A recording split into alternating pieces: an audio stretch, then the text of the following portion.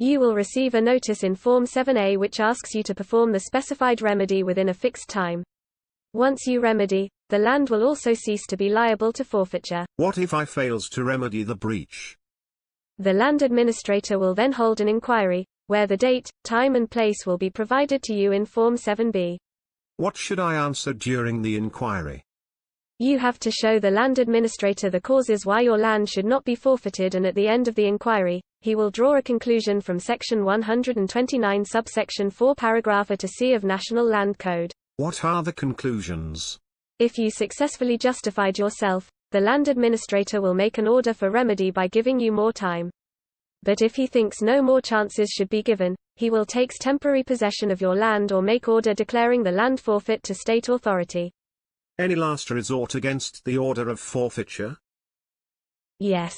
You may appeal to the court within 3 months from the date the order was communicated to you, based on grounds, such as the order was made unlawfully against National Land Code 1965 or the land administrator has failed to comply with legal requirements. Okay, I have a rough idea in mind now. After the discussion with Mrs. Rich, we would like to transfer half of the land to a Japanese citizen named Yamato Digimon, as we want to jointly develop the land into an industrial estate.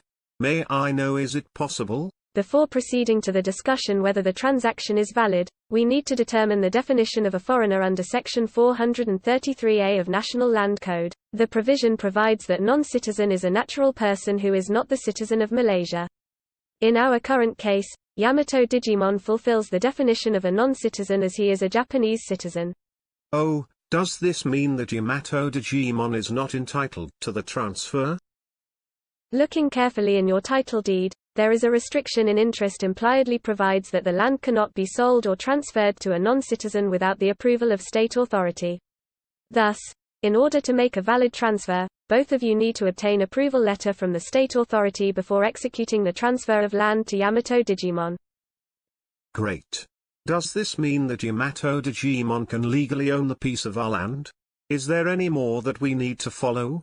If I am not mistaken, you previously mentioned that you only hope to transfer a half of the land to Yamato Digimon. For your information, the transfer would be known as subdivision. All right, thanks for that.